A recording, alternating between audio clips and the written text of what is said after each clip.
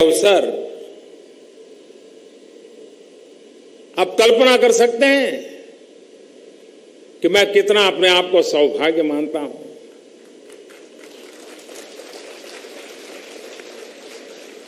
ये वही लाल किला है जहां पर विक्ट्री परेड का सपना नेताजी सुभाष चंद्र बोस ने 75 वर्ष पूर्व देखा था। आजाद हिंद सरकार के पहले प्रधानमंत्री के रूप में शपथ लेते हुए नेताजी ने ऐलान किया था कि इसी लाल किले पर एक दिन पूरी शान से तिरंगा लहराया जाएगा।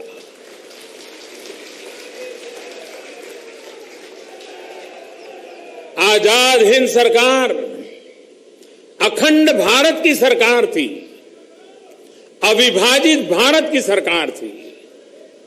मैं देशवासियों को आजाद हिंद सरकार के 75 वर्ष होने पर बहुत बहुत बधाई देता हूं। साथियों, अपने लक्ष्य के प्रति जिस व्यक्ति का इतना साफ विजन था, लक्ष्य को हासिल करने के लिए जो अपना सब कुछ दांव पर लगाने के लिए निकल गया हो, जो सिर्फ और सिर्फ देश के लिए समर्पित हो, ऐसे व्यक्ति को याद करने भर से ही पीढ़ी दर पीढ़ी प्रेरित हो जाती है। नेताजी ने एक ऐसी सरकार के विरुद्ध लोगों को एकजुट किया जिसका सूरज कभी अस्त नहीं होता था।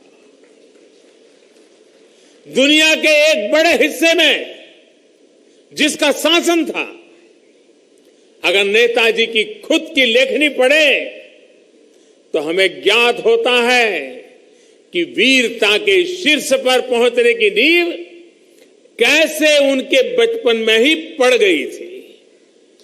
वर्ष 1912 के आसपास, आज से 106 साल पहले, उन्होंने अपनी मां को जो चिट्ठी लिखी थी, वो चिट्ठी इस बात की गवाह है कि सुभाष बाबू के मन में गुलाम भारत की स्थिति को लेकर कितनी वेदना थी, कितनी बेचैनी थी, कितना दर्द था। ध्यान रखिएगा, वो उस समय सिर्फ 15-16 साल की उम्र के थे। सैकड़ों वर्षों की गुलामी ने देश का जो हाल कर दिया था, उसकी पीड़ा उन्होंने अपनी मां से पत्र के द्वारा साझा की थी। उन्होंने अपनी मां से पत्र में सवाल पूछा था कि मां, क्या हमारा देश दिनों दिन और अधिक पतन में गिरता जाएगा? क्या ये दुखिया भारत माता का कोई एक भी पुत्र ऐसा नहीं है जो पूरी तरह अपने स्वार्थ को तिलांजलि देकर अपना संपूर्ण जीवन भारत मां की सेवा में समर्पित कर दें? बोलो मां, हम कब तक सोते रहेंगे?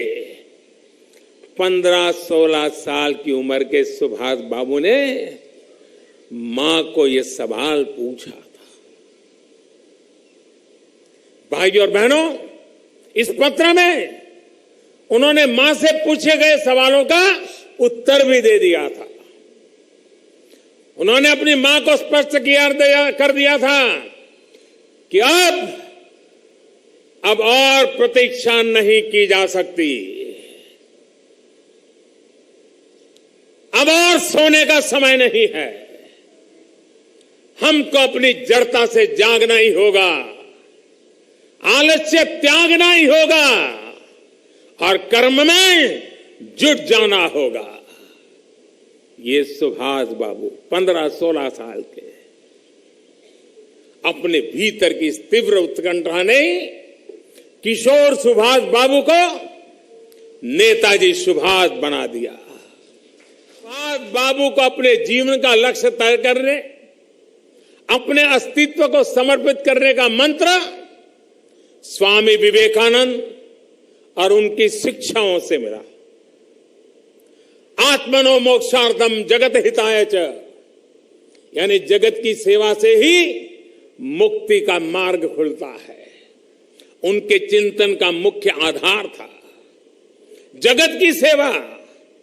अपने भारत की सेवा के इसी भाव की वजह से वो हर यातना सहते गए, हर चुनौती को पार करते गए, हर साजिश को नाकाम करते गए। भाई और बहनों, सुभाष बाबू उन सेनानियों में रहे जिन्होंने समय के साथ खुद को बदला और अपने लक्ष्य को ध्यान में रखते हुए अपने कदम उठाए। यही कारण है कि पहले उन्होंने महात्मा गांधी के साथ कांग्रेस में रहकर देश में ही प्रयास किए और फिर हालात के मुताबिक उन्हें सशस्त्र क्रांति का रास्ता चुना। इस मार्ग ने स्वतंत्रता आंदोलन को और तेज करने में बड़ी भूमिका निभाई। साथियों, सुभाष बाबू ने जो विश्व मंथन किया, उसका अमृत सिर्फ भारत ने ही नहीं चखा, बल्कि इसका लाभ और भी दूसरे देशों को हुआ। जो देश उस समय अपनी आजादी की लड़ाई लड़ रहे थे, उन्हें सुभाष चंद्र बोस को देख करके प्रेरणा मिलती थी। उन्हें लगता था कि कुछ भी असंभव नहीं है, हम भी संगठित हो सकते हैं, अंग्रेजों को ललकार सकते हैं, आजाद हो सकते हैं। विकास का उन्होंने वादा किया था, बांटो और राज करो की उस नीति से उसे जड़ से उखाड़ फेंकने का, जिसकी वजह से भारत इस बांटो और राजनीति ने सदियों तक देश को गुलाम रखा था। आज स्वतंत्रता के इतने वर्ष बाद भी नेताजी का सपना पूरा नहीं हुआ है। भारत अनेक कदम आगे बढ़ा है, लेकिन अभी नई ऊंचाइयों पर पहुंचना बाकी है। इसी लक्ष्य को पाने के लिए आज भारत के 125 करोड़ लोग नए भारत के संकल्प के साथ आगे बढ़ रहे हैं। एक ऐसा नया भारत जिसकी कल्पना नेताजी सुभाष चंद्र बोस ने भी की थी।